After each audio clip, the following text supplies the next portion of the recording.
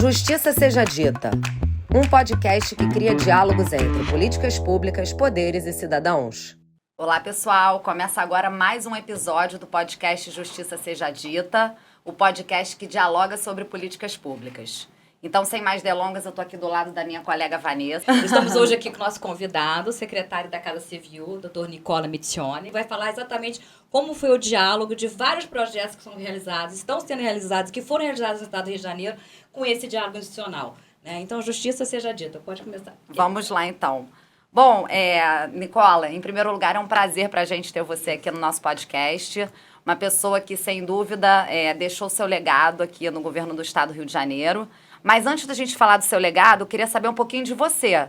Então, você é advogado de formação. Conta um pouquinho pra gente como que você chegou a compor os quadros, do Rio de Janeiro, do Estado do Rio de Janeiro, governo do Estado do Rio de Janeiro. Olá, Priscila. Olá, Vanessa. Obrigado pelo convite. Parabéns pelo programa. Bem, por coincidência, essa semana completando 3 anos na Casa Civil.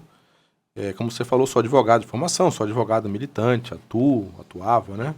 Agora, devidamente licenciado, em função do cargo que exerço, mas sou funcionário de carreira de um banco público federal, o Banco do Nordeste, desde o ano 2000, formado na Universidade Federal do Estado do Ceará. Ingressei nos quadros do banco assim que me formei e segui uma trajetória no banco, passando por diversas áreas, obviamente na área jurídica, como executivo do banco, por diversos setores, até 2016, já morando no Rio de Janeiro.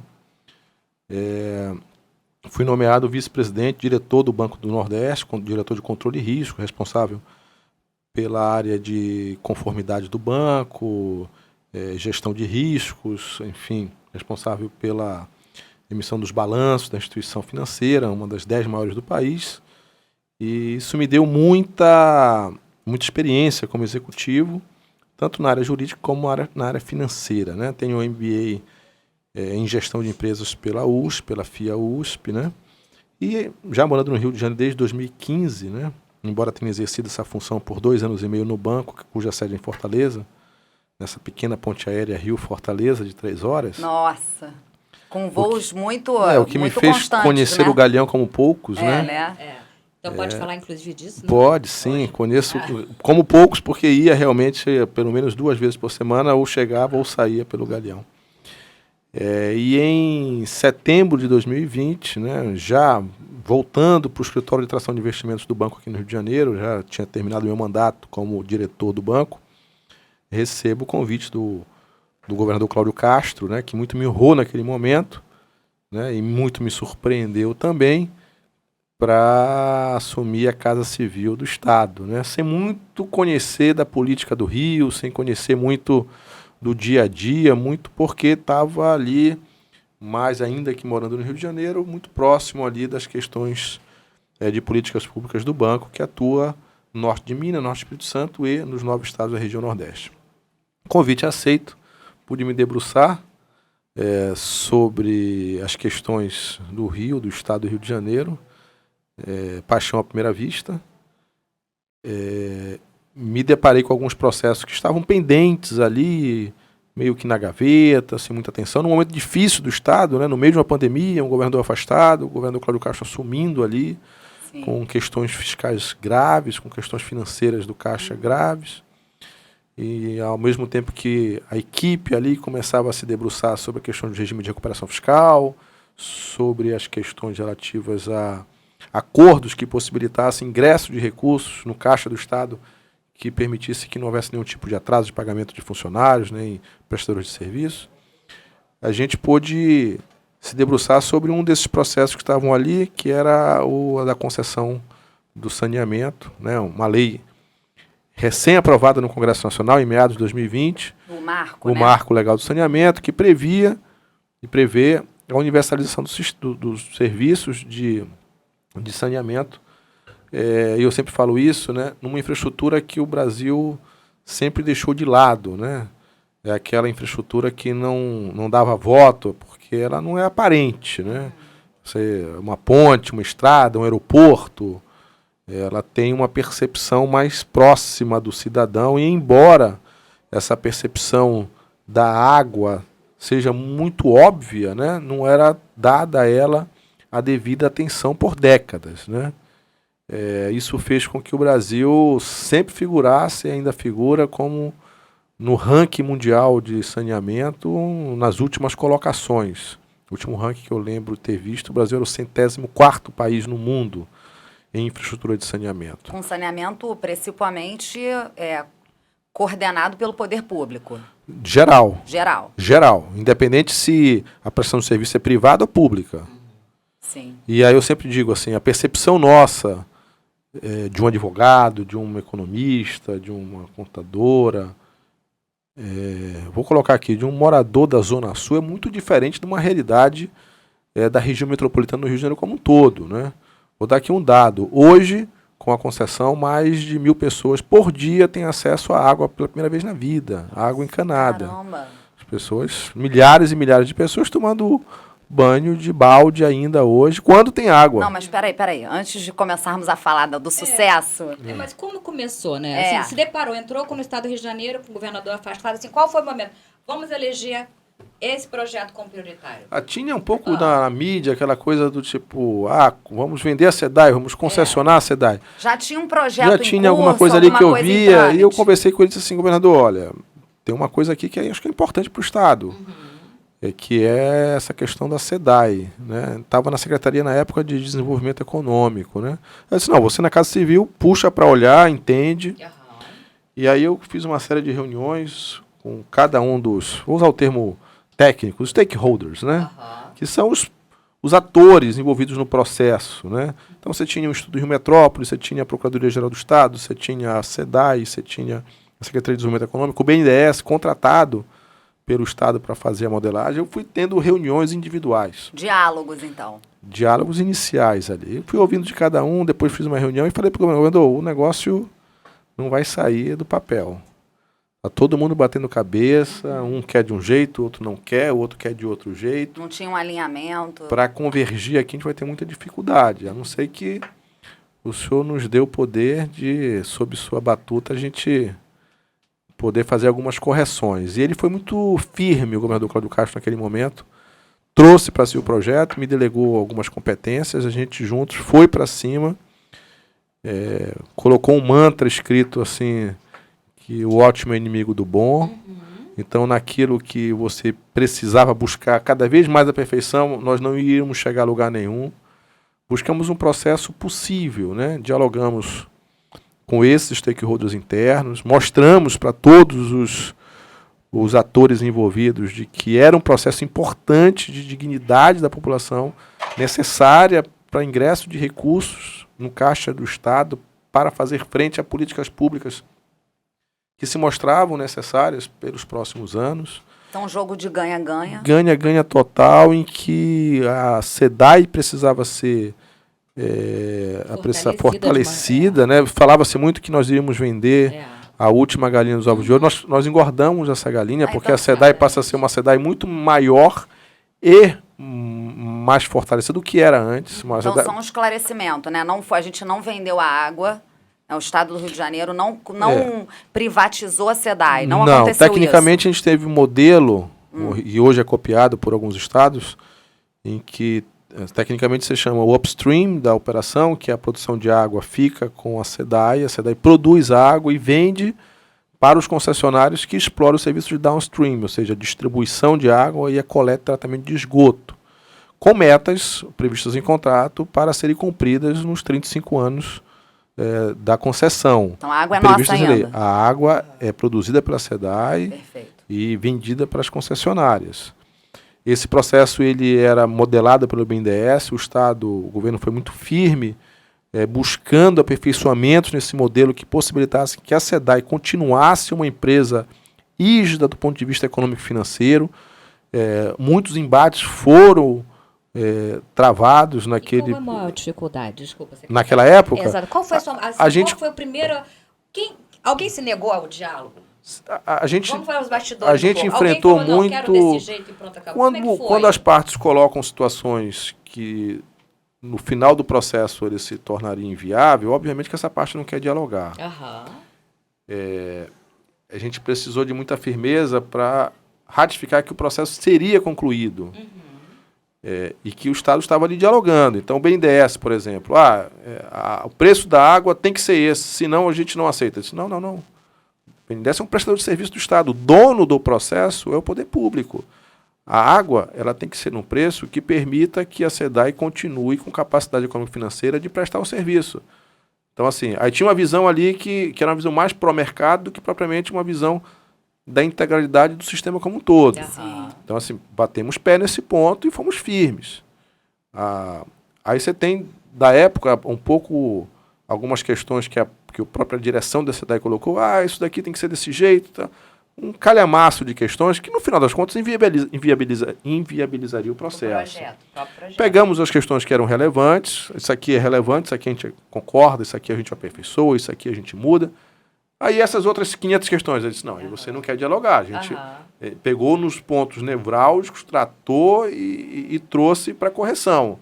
Se a gente for buscar essa perfeição, no fundo aqui não é diálogo. Então, assim, e assim fizemos um processo com muita governança. Eu lembro um ponto legal aí para falar, relembrando assim esse processo, já são quase 3 anos, e no mundo tão dinâmico que nós vivemos hoje, 3 anos é quase uma década de um tempo atrás. Né? Especialmente tecnologicamente falando. Velocidade das questões, etc. A véspera, nós tínhamos prazos muito rígidos, né? A gente precisava lançar o edital no final do ano de 20. Então, nós tínhamos de frente para trás algumas datas a serem cumpridas. Uma delas era a aprovação da modelagem no Conselho de Administração da SEDAI. O Conselho de Administração que tinha sido eleito e escolhido pelo governador anterior. E não mas pelo era a modelagem da SEDAI, modelagem do BNDES.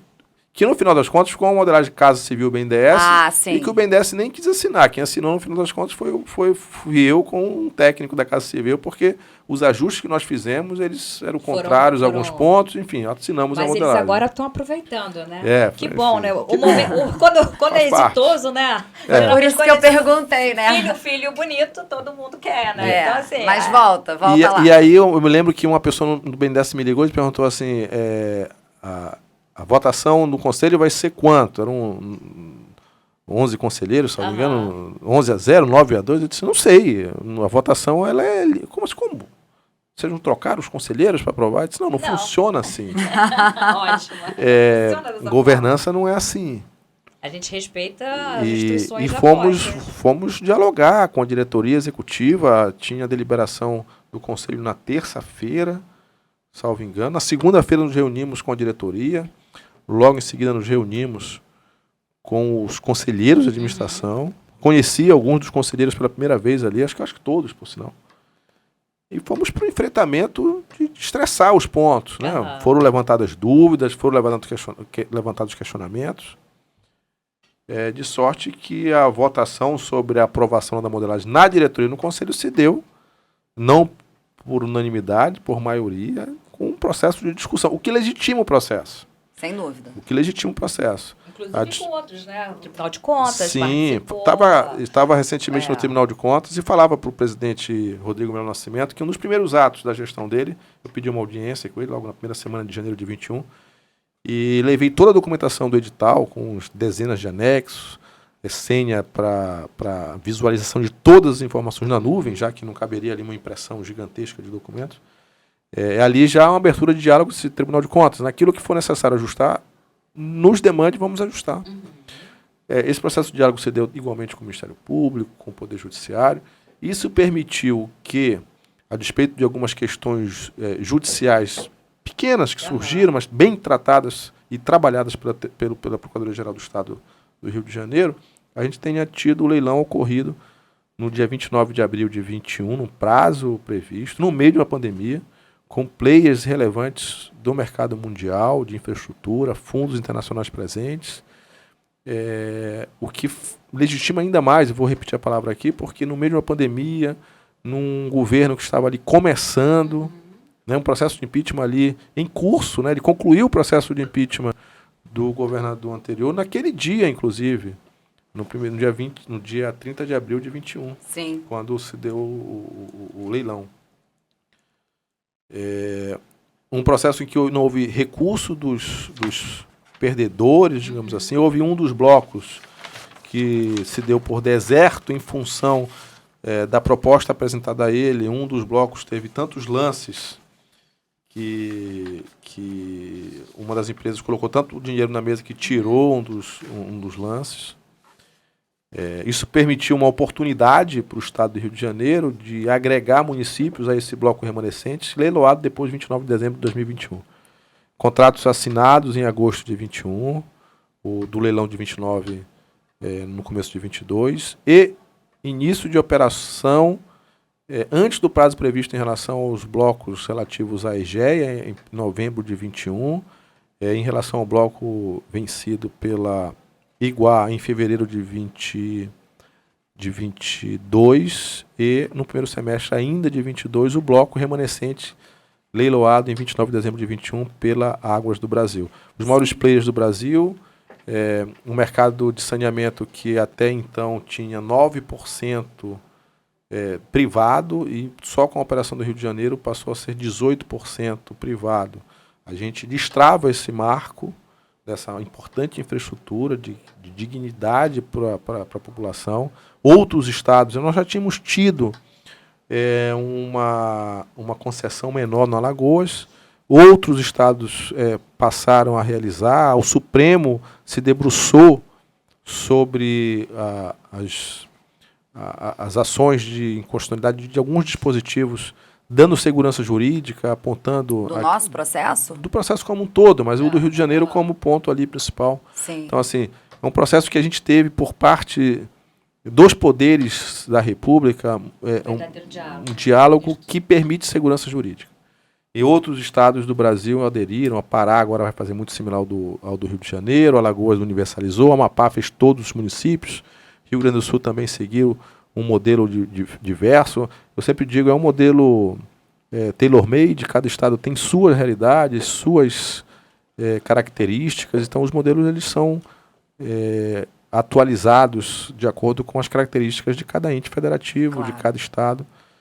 Mas do Rio de Janeiro acaba sendo hoje o modelo, ganhou prêmio já, enfim. Mas é um processo que são de 35 anos, temos 2 anos de operação, agora em novembro, de 2 blocos vencidos pela EGEA, Águas do Rio, e tem mais 33, 34 anos de alguns blocos pela frente. É um processo que ainda demanda muita fiscalização, muito diálogo. Falava há pouco, é importante que esse processo seja fiscalizado para que nós não tenhamos no processo dessa concessão problemas similares a outras concessões no Brasil e no Rio de Janeiro que concedidas há 20, 30 anos, hoje apresentam problema de reequilíbrio, discussão sobre efetividade de serviço, prestação de serviço, cumprimento de metas, etc.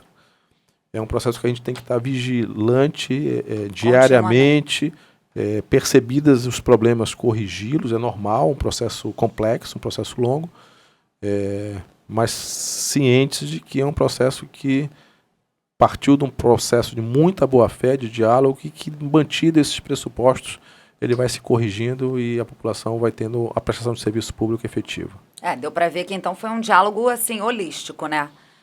Você chega no governo do estado, analisa aí o cenário e elege, né, esse tema como um tema importante para o estado, né, que deveria receber um tratamento especial. Agora, você considera, né, que esse diálogo prévio, né, que a gente percebeu que teve diálogo prévio, né, antes, durante, e que precisa necessariamente ter um diálogo depois.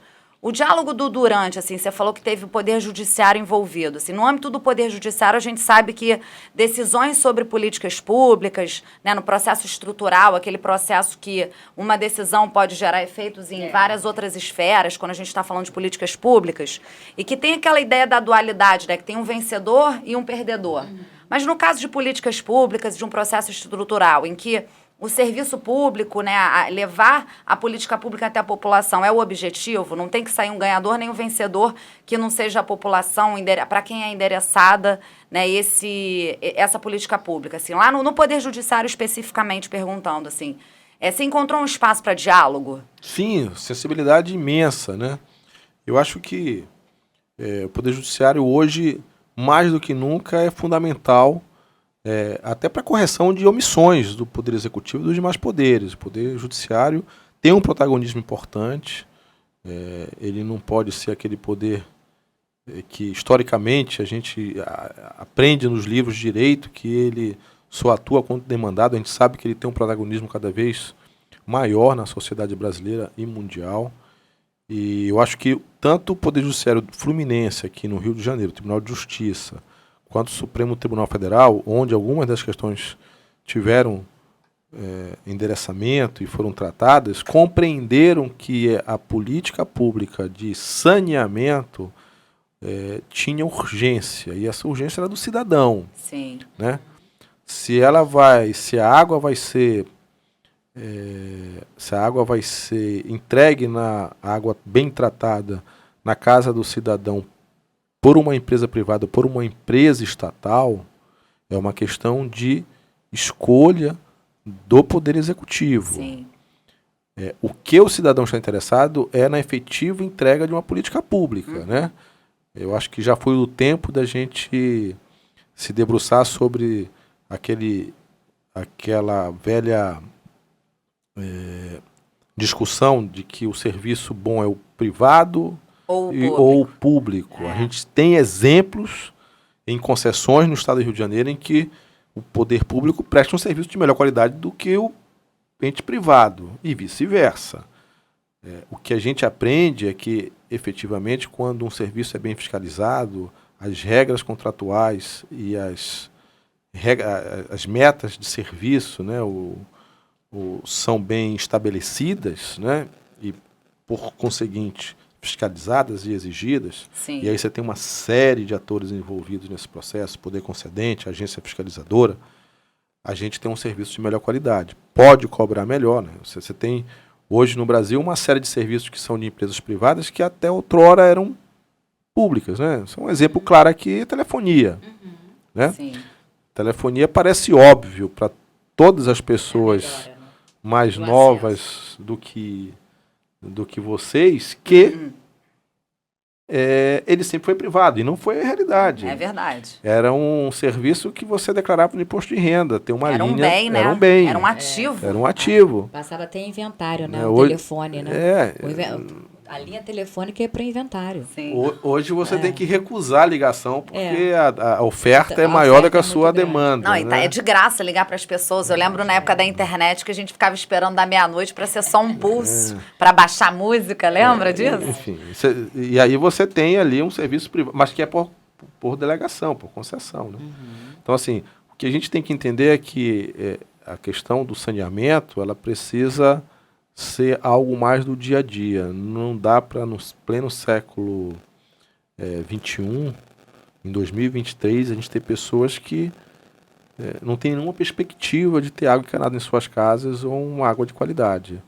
E não podemos também aceitar que ativos ambientais tão importantes do nosso estado sejam degradados pelo mau tratamento dos despojos, né, do esgoto. Sim. Então a gente tem um processo em curso no Rio de Janeiro, que é um processo de revitalização das lagoas. Lagoa Rodrigo de Freitas hoje já se mostra muito diferente em pouco menos de 2 anos. É verdade, o complexo pessoal lagunar, do Remo está agradecendo. É isso aí, e nem estava tanto ali por manutenções tão somente da concessionária. O complexo Laguna Barra Jacarepaguá, com investimentos já autorizados, já em curso, começa agora pela concessionária, igual.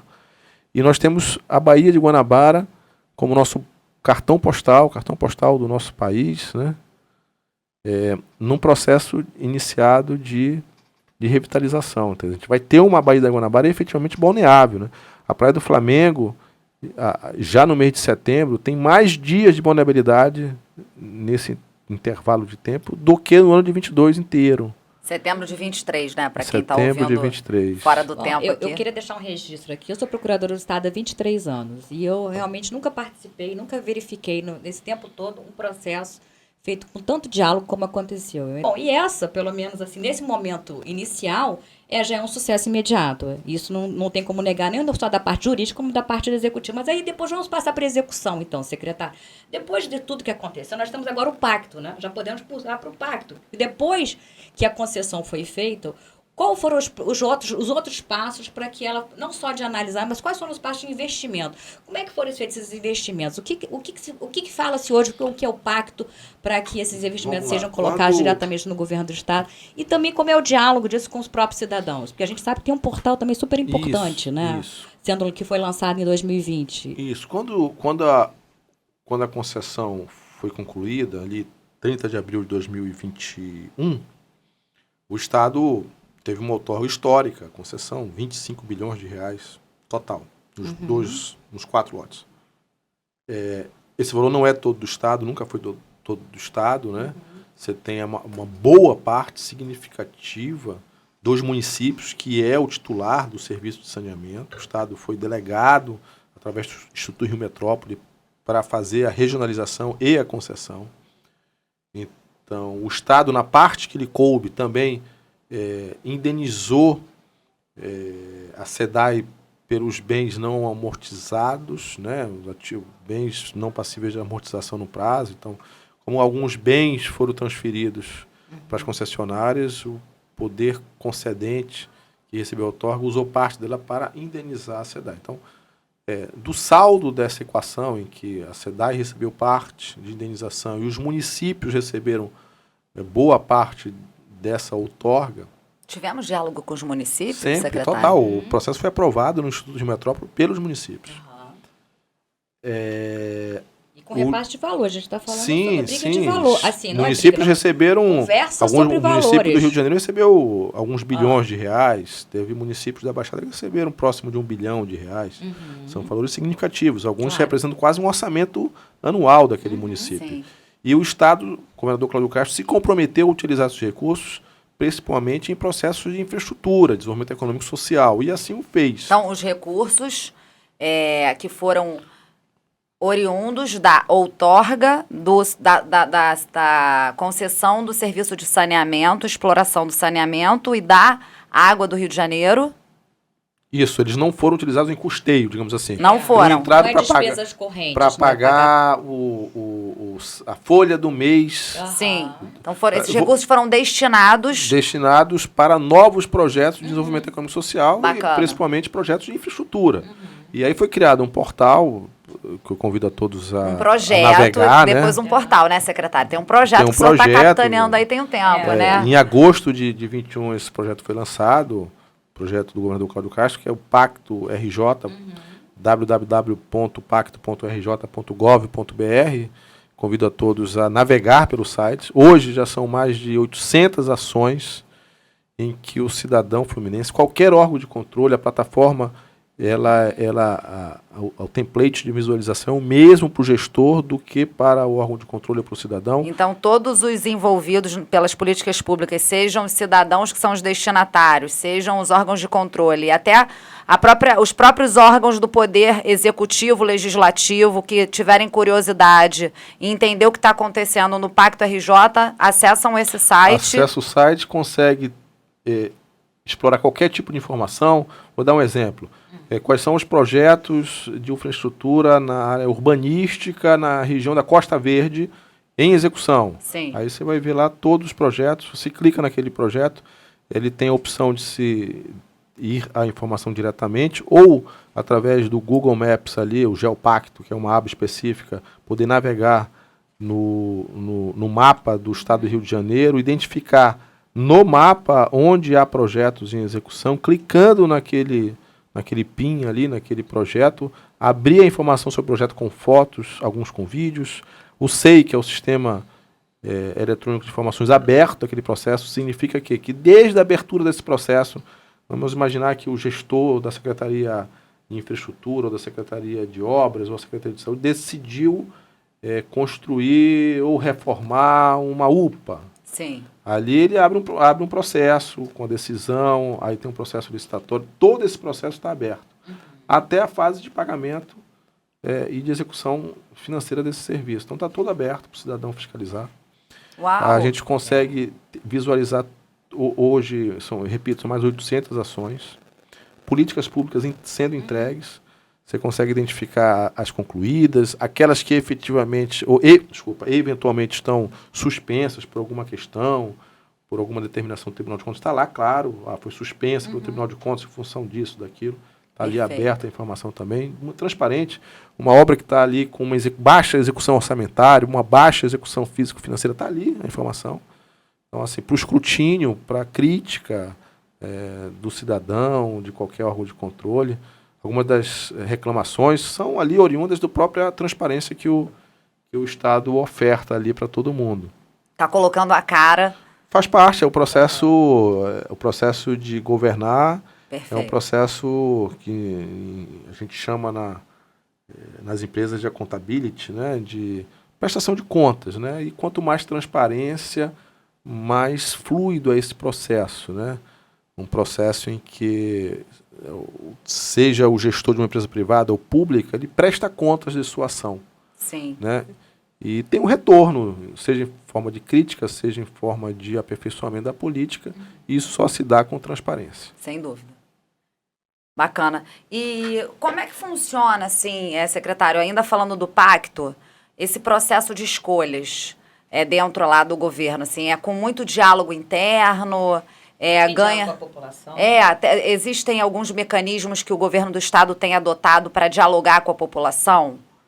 Bom, o pacto é iniciado pela Casa Civil do ponto de vista de, eu diria que é quase como um chicote, né? Nós cobramos das secretarias a efetividade, o compromisso com a prestação de contas, com a conclusão, mas as políticas são ali definidas nas secretarias fins, né? Ah, perfeito. Então o Então, projeto de saúde é na Secretaria de Saúde. O projeto de uma infraestrutura de estrada, por exemplo, é no DER.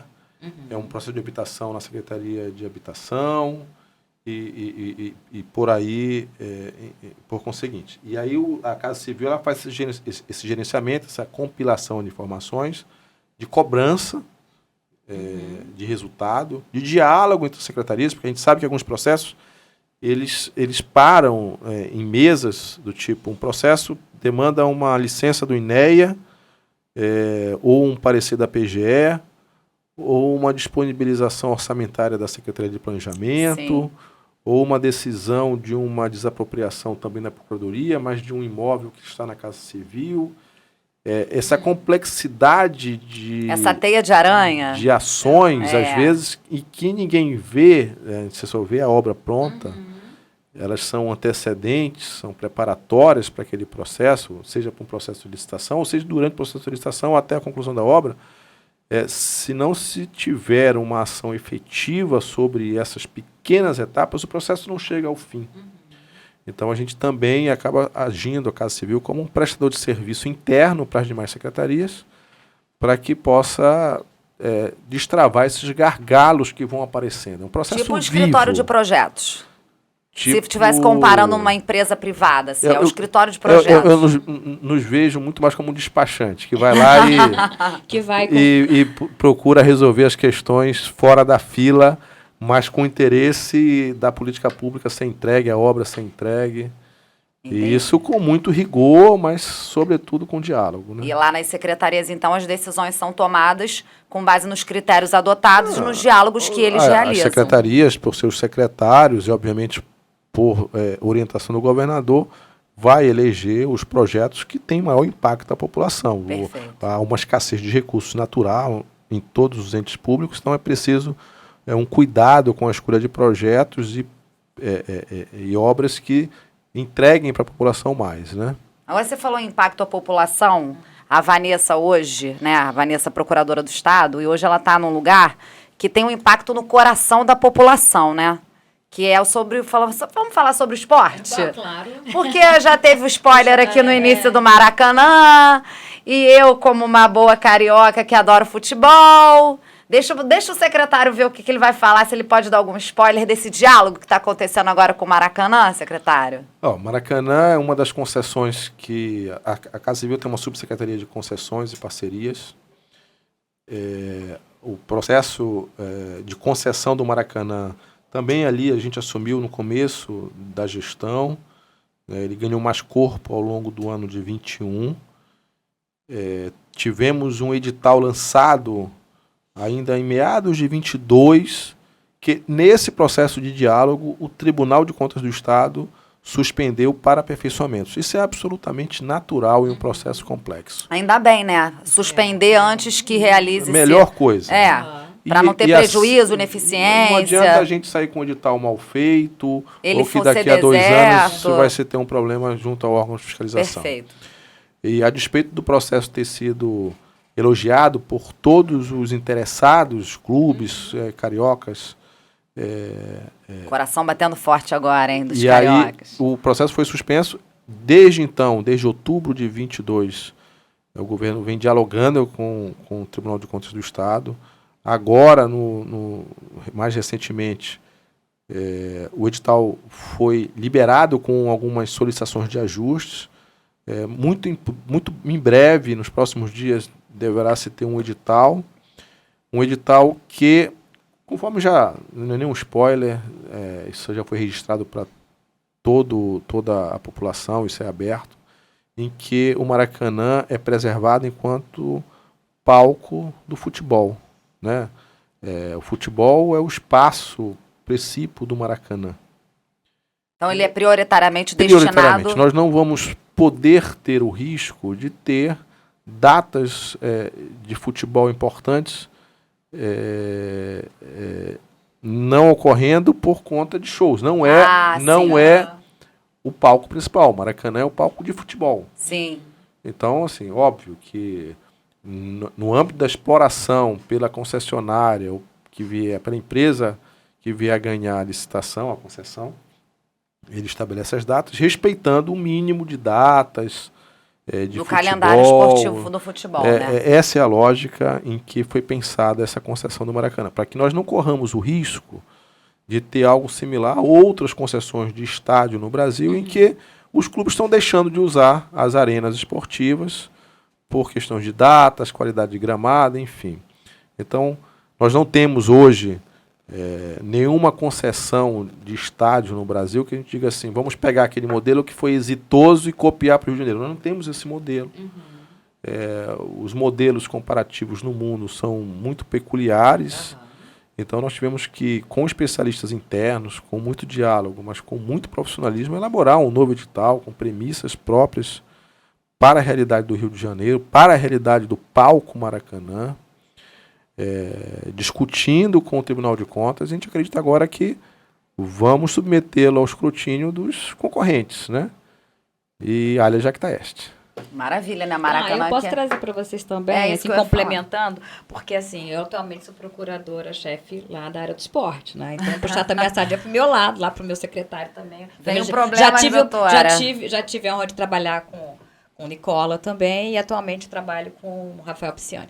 E nós estamos exatamente nessa fase com o Caio Martins. Eu sou ex-niteroense, também morei em Niterói há muito tempo. E o Caio Martins, nós abrimos também um site, né? www.caiomartins.gov.br, para que a população possa interagir, inclusive com os projetos que possam ser feitos naquela área, porque também é uma área, para quem é niteroense, sabe que tinha um monte de medo de ter empreendimentos imobiliários, né? E ter, exatamente assim como o secretário falou, como o Nicola falou, que aquilo não seja mais um palco ligado para o futebol, né? Fazendo uma contradição, um palco, mas tem que ser algo ligado ao esporte, ligado para a população. E que nem sempre, quando se faz show, você consegue atender a população, apesar que as concessionárias, né, tem que ter também o seu retorno.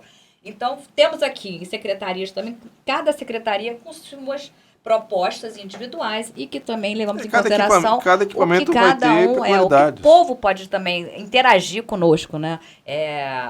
O diálogo institucional é o diálogo institucional com todos os poderes, mas também principalmente com os cidadãos, que eles que vão ser atendidos. Sem dúvida, né? Nosso patrão. E falando nisso, Nicola, você enxerga assim, como você enxerga a tecnologia nesse processo todo? A gente viu o Brasil, o mundo inteiro, né, saltar, né, com relação a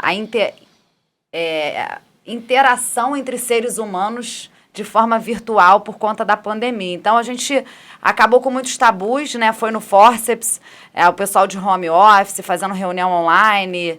E aí a tecnologia teve que se adaptar, correr atrás do prejuízo para que as corporações não parassem. O governo do estado a gente não teve, né? Eu também estou lá trabalhando no governo do estado hoje, a gente não teve muito esse problema, né? A gente teve que trabalhar presencialmente todos os dias, mas a gente conseguia se comunicar com quem estava no home office. E aí, como é que você enxerga a tecnologia nesse processo de transparência e de diálogo, seja ele interinstitucional ou mesmo com o cidadão?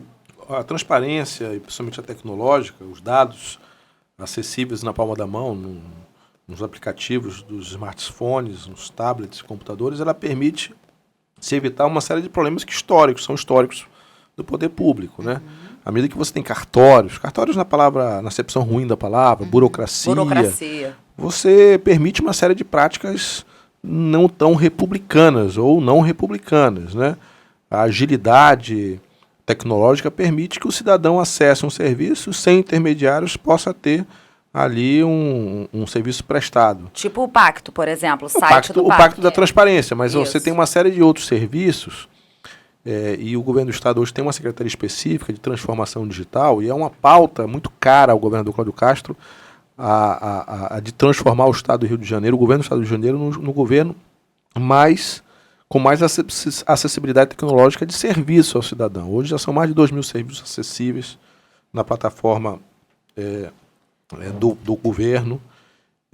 Você tem uma determinação de que até 2026 todos os serviços passíveis de serem digitalizados, informatizados, possam estar numa plataforma digital. De sorte que o cidadão, se quiser demandar algum serviço, ele o faça de maneira que, se quiser fazer digitalmente, ele poderá fazê-lo sem precisar se deslocar até um posto de serviço, até uma unidade de um Detran ou de qualquer outro órgão do governo estadual que historicamente ele demandava, sem fila, etc. Essa acessibilidade também impacta diretamente em custos, né? Você tem redução de custos tanto para o Estado quanto para o cidadão. E você permite também que o Estado possa ter mais conhecimento sobre essa trajetória do cidadão. Quando ele demanda um serviço junto ao Detran, depois da Secretaria de Educação, você tem essa jornada do cidadão ali mais mapeada, né? Se ele demanda serviço de saúde, isso está de maneira digitalmente controlada, você consegue ter uma visão maior, mais holística, de todas as necessidades do cidadão. E com isso, se devidamente avaliado, você consegue entregar políticas públicas de mais qualidade. Então é um processo que se autoalimenta de maneira positiva, né? Você tem um círculo virtuoso a partir dessa transformação digital do Estado, né? Melhores serviços prestados a partir do conhecimento maior das demandas do cidadão. É um processo que está em curso. O Estado estava nas últimas colocações nos rankings de transformação digital do país. Hoje está entre as primeiras colocações. Terceiro. Que maravilha, hein? E a meta é ser o primeiro, nunca nada menos que isso. É uma cobrança que o governador faz diária para todos os seus secretários, para toda a sua assessoria. E com isso a gente tem, políticas públicas aperfeiçoadas. Todos os estados brasileiros têm escassez de recursos, precisa fazer escolhas, e essas escolhas precisam ser feitas com informação. E nesse contexto a gente permite ter um quadro melhor para que essa tomada de decisão ocorra. Vou aproveitar essa deixa. Se essas escolhas também podem te ajudar no orçamento, ajudaram nas perspectivas de elaboração do orçamento para o ano que vem, quando você tem dados, secretário? E como está e como era um orçamento antes e depois do serviço de concessão? O que mudou?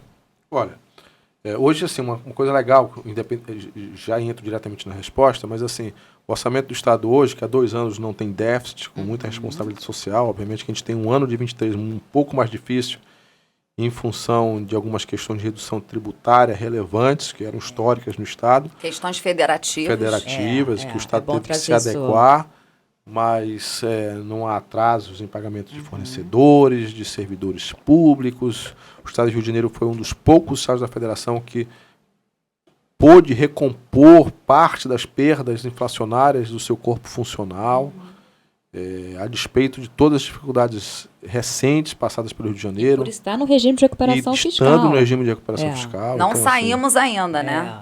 Continuamos e seguimos nele com muita responsabilidade. Perfeito. O Orçamento do Estado hoje, todo ele é vinculado às ODS da ONU, aquelas diretrizes de sustentabilidade estabelecidas pela ONU. Então, cada ação do orçamento ela é vinculada a uma ODS. Todas as ações do pacto, inclusive, são vinculadas a uma ODS. Aliás, para quem tiver curiosidade, tem um desenhozinho lá, né, da ODS vinculada a cada projeto. Então, assim, se você clicar na ODS 6, sei lá, aí você vê todas as ações da ODS 6, a ODS 15, tem todas as ações. É muito interessante esse site, eu tive a oportunidade de bem olhar. É um mesmo. Dashboard, na verdade, né? Bem interativo. Eu diria até que hoje é um BI, porque você tem muita camadas e camadas de informações por trás dos templates que lá são visualizados. Isso é aperfeiçoado, né, a cada semana. O site é uma plataforma viva que a gente Pacto tem. RJ, para quem quiser olhar lá, fiscalizar como cidadão, fica à vontade. E o orçamento, nessa mesma lógica, segue as ODS da ONU. Para explicar para o cidadão, antes do orçamento ser enviado, ele é discutido com as secretarias, depois ele é discutido com o Poder Legislativo, aprovado pelo Poder Legislativo e executado com fiscalização, tanto do Tribunal de Contas quanto do Poder Legislativo e, obviamente, naquilo que for demandado pelo Poder Judiciário. O Estado do Rio de Janeiro passou por anos muito complicados, repito, e que nos últimos anos tem enfrentado, visto momentos de mais tranquilidade por essa responsabilidade, né? Uma responsabilidade que tem que ser sempre de médio e longo prazo, né? Nós não podemos olhar as contas públicas na visão somente do atual exercício financeiro. O governador sempre reforça isso. Às segundas-feiras nós temos nossas reuniões de gestão, em que ele sempre cobra das secretarias responsáveis os números de arrecadação, os números de execução, faz os ajustes necessários, sem medo de ter que fazer ajustes para adequação no orçamento, sem medo de tomar as decisões necessárias para que nós não tenhamos no futuro problemas. Nós não podemos ser irresponsáveis com as contas públicas. Você tem um mandato de a cada 4 anos, mas você tem os governantes que sucederão os atuais gestores. Gerações, né? Então, há de se ter muita responsabilidade nas decisões, pensando também nas contas no longo prazo. E isso é feito. Então, o orçamento é pensado dessa forma. Há uma Secretaria de Planejamento e Gestão que faz a coordenação do orçamento, junto com a Secretaria de Fazenda na sua execução orçamentária e financeira, a Casa Civil ali também fazendo esse tripé mais próximo do governador nessa execução da gestão do orçamento. Perfeito. Bom, a gente já está se encaminhando para o final, né? A Vanessa quer fazer as suas considerações finais? Não, mais uma vez, né, é um prazer ter, né, a Nicola aqui com a gente, poder passar um pouco para a população de uma forma clara, objetiva, acessando o site. Mais uma vez a gente fala para acessar o site do Pacto RJ, do Maracanã. Não sei se vai ter site ainda, secretária, fica aqui a nossa proposta, fazer também que o Maracanã, para quem trabalha no governo do estado, todo mundo pergunta. Todo mundo pergunta, como tem também do Caio Martins, e poder passar um pouco para todos o que aconteceu historicamente no estado do Rio de Janeiro, que foi esse diálogo institucional entre todos, não só os poderes dos cidadãos, para que um projeto pudesse realmente sair do papel. Porque os projetos ficam super bonitos no papel. A Baía do Guanabara, eu lembro que eu analisei um projeto que era pedindo, era dinheiro, porque a gente pagava dinheiro para os japoneses, né, que era do BIRD, né, tínhamos uma dívida enorme. Então, aquela época era o que se ouvia falar da Baía do Guanabara, que era pagar os empréstimos que a gente tinha feito de empréstimo exterior e que não se pagavam porque não tinha limpeza da Baía do Guanabara. Então, finalmente, a gente está podendo ver agora um processo efetivo para que isso possa ser feito. Agradecemos aqui. E aí já, só falar agora aqui com quem está ouvindo, né, e assistindo a gente, para não deixarem de seguir a gente em todos os tocadores. A gente está no Deezer, no Spotify, no Google Podcasts. Também a gente está no YouTube, então a gente também pode ser visto. Quem quiser saber como é que é a nossa carinha, curtam, compartilhem. Sigam. Aqui a sua câmera, ó. Ficou o tempo inteiro te filmando, inclusive. E aí, Nicola, mais uma vez te parabenizar. E a gente sempre encerra o nosso podcast com uma pergunta, né, que remete ao nome do nosso podcast, porque é nisso que a gente acredita, que é no diálogo. Então, eu acho que ficou muito claro, mas eu queria receber a sua confirmação de que para que a justiça seja dita, é necessário dialogar. Sempre. Sempre. Sem diálogo você não cresce. Sem crítica você não cresce. Acho que elogio é muito bom para o ego. mas fundamentalmente diálogo, crítica, um processo que retroalimenta o gestor para que, assim, no final das contas, que é nosso papel hoje, enquanto gestor público, a gente seja aquele servidor de um serviço que a população espera, né? É esse o nosso papel. Obviamente que uma sociedade como a do Rio de Janeiro, ela passa por todo um processo de aperfeiçoamento, por todos os problemas de crise financeira que o Rio de Janeiro enfrentou, ainda enfrenta, mas nós temos um elemento fundamental que é o cidadão fluminense que nunca desiste, né? E nunca desistiu, né? Então, nosso agradecimento, primeiro, para as empresas que não desistiram do Rio de Janeiro, que continuam acreditando, que conversam conosco, que pedem melhorias no nosso processo de gestão, ao servidor público que sem esse papel fundamental do servidor, das secretarias, que está no dia a dia ali, a máquina não funciona nas suas diversas facetas, né? E o compromisso com o cidadão de dialogar, isso é fundamental e isso a gente vai se mantendo. Muito obrigada. Obrigado a vocês. Até breve, Nicola, pessoal. tudo de bom.